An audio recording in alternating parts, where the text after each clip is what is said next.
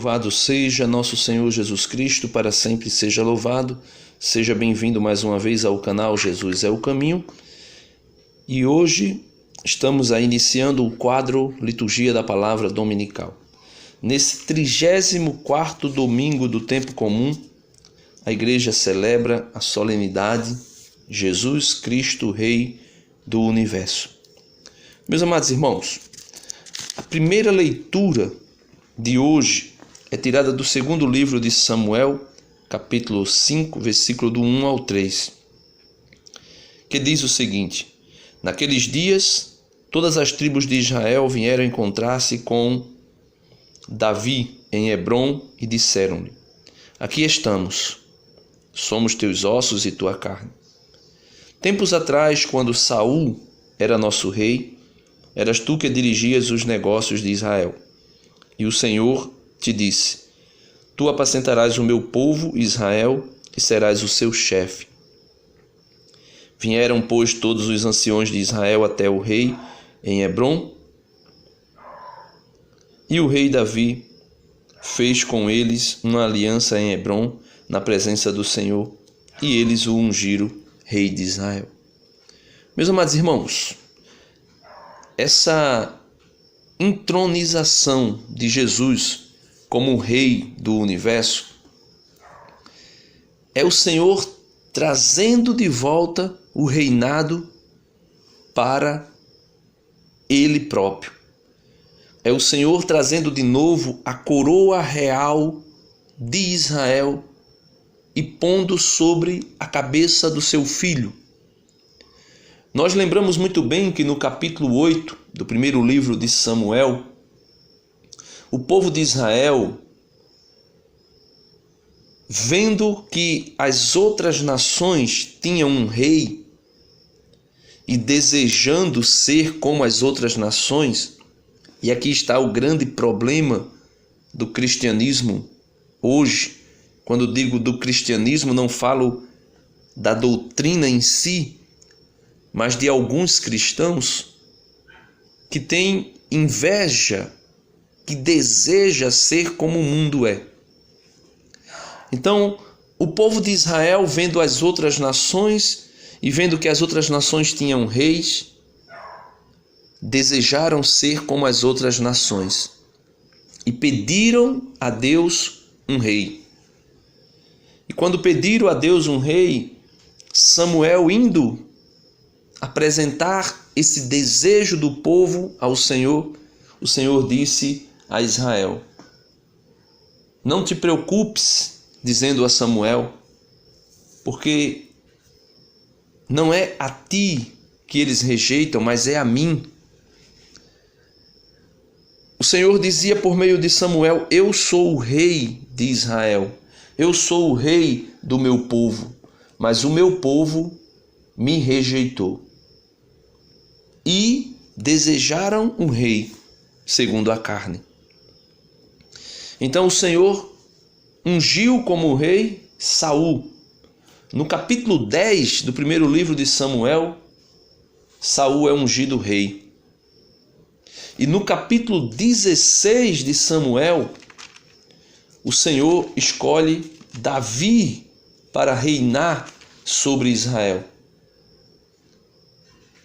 Então, Davi é um rei segundo o coração de Deus, um protótipo.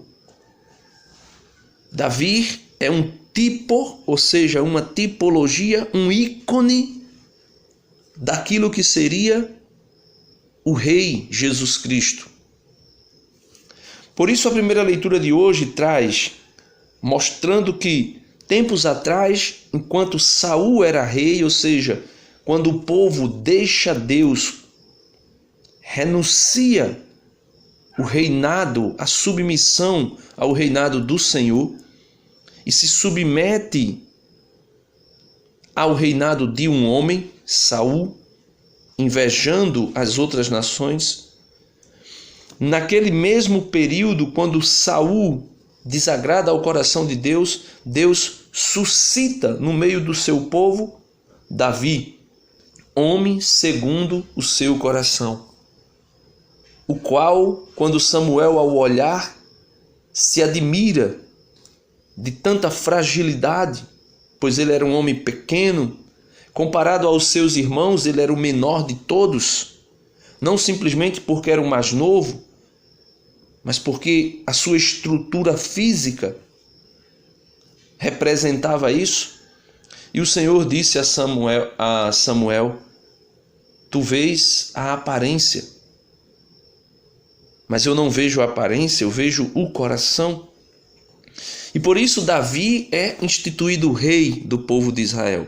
E a primeira leitura de hoje vem nos trazer à memória o reinado de Davi, que foi o reinado segundo o coração de Deus, com exceção de algumas falhas de Davi, quando Davi deixou de olhar para a lei do Senhor.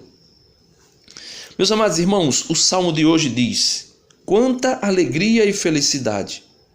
Vamos à casa do Senhor. Salmo 121. Que alegria quando ouvi que me disseram: vamos à casa do Senhor. E agora nossos pés já se detêm, Jerusalém, em tuas portas. Para lá sobem as tribos de Israel, as tribos do Senhor, para louvar, segundo a lei de Israel, o nome do Senhor. A sede da justiça lá está, e o trono de Davi. Ou seja, Jesus é filho de Davi, e por isso o reinado de Jesus é um reinado que vem mostrar o que o Senhor queria que fosse o reinado de Davi. No reinado de Davi, o Senhor apresenta, melhor dizendo, um ícone daquilo que seria o seu reino, o reino que não tem fim. Meus amados irmãos, a segunda leitura de hoje, o apóstolo Paulo, escrevendo aos Colossenses, ele traz para nós que o reinado de Jesus tem uma função específica: tirar o povo do reino das trevas, do reino de Satanás, do reino do pecado, e introduzir no seu reino de luz e de justiça e de paz. Diz assim a segunda leitura: irmãos, com alegria dai graças ao Pai, que vos tornou capazes de participar da sua luz, que é a herança dos santos. Ele nos libertou do poder das trevas e nos recebeu no reino de seu Filho amado, por quem temos a redenção e o perdão dos pecados. O apóstolo Paulo está dizendo que Deus, por meio do seu Filho Jesus, nos tirou das trevas do pecado, ou seja, do reino de Satanás, e nos introduziu no seu reino de luz. E ele diz, fazendo isso como? Pela redenção e o perdão dos pecados. Ele é a imagem do Deus invisível, o primogênito de toda a criação, pois por causa dele foram criadas todas as coisas no céu e na terra, as visíveis e as invisíveis, tronos, sobre o qual ele estará sentado no mais alto dos tronos, e dominações, soberanias e poderes. Tudo foi criado por meio dele e para ele. Ele existe antes de todas as coisas, e todas têm nele a sua consistência. Ele é a cabeça do corpo, isto é, da igreja. Ele é o princípio, o primogênito dentre os mortos, de toda sorte, que em tudo ele tem a primazia. Então Jesus tem a primazia em tudo. Ele é o princípio, ele é o fim, ele é o alfa, ele é o ômega. Ele é o princípio da criação, porque ele existia antes de todas as coisas e tudo foi feito por ele e para ele. Ele é o princípio dos que ressuscitaram, porque ele é quem tem o poder de vencer a morte. Porque Deus quis habitar nele com toda a sua plenitude, e por ele reconciliar consigo todos os seres, os que estão na terra e no céu, realizando a paz pelo sangue da sua cruz. Meus amados irmãos, o evangelho de hoje traz para nós o evangelho narrado segundo São Lucas, capítulo 23, 35 ao 34, ao 43, melhor dizendo. O evangelista traz hoje o trono de Jesus Cristo, o trono do Rei do Universo. O trono do Rei do Universo não é um trono de ouro, não é um trono adornado com belas pérolas e pedras preciosas. O trono do Rei do Universo, o trono do Rei Jesus Cristo, é de madeira. E esse trono se chama cruz. Veja o que o evangelista Lucas diz quando Jesus está sentado, ou melhor, apregado no seu trono. Naquele tempo, os chefes zombavam de Jesus, dizendo: a outros ele salvou. Salve-se a si mesmo, se de fato é o Cristo de Deus, o escolhido. O trono de Jesus é a cruz. A multidão que está ao seu redor não está para reconhecê-lo como rei, mas para zombá-lo dele, dizendo: se és o rei dos judeus, salva a ti mesmo, como salvasses a outro, se de fato és o escolhido de Deus. Isso disseram os chefes que zombavam de Jesus. Veja o que os soldados disseram. Versículo 36. Os soldados, também caçoando dele, aproximavam-se, ofereciam-lhe vinagre e diziam: se és o rei dos judeus, salva-te a ti mesmo. Se és o rei dos judeus, salva-te a ti mesmo. Acima dele havia um letreiro: este é o rei dos judeus. Meus amados irmãos, os chefes zombavam de Jesus, dizendo: a outros salvou, mas não pode salvar a si mesmo.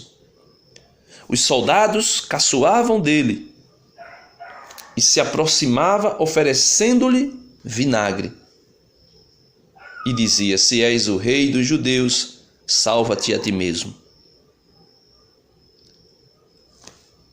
E aqui no versículo 39 se inicia algo que é muito interessante, porque na lei mosaica, na lei de Moisés, todo grande fato, toda grande cerimônia, tudo aquilo que era importante na lei era realizado mediante duas testemunhas.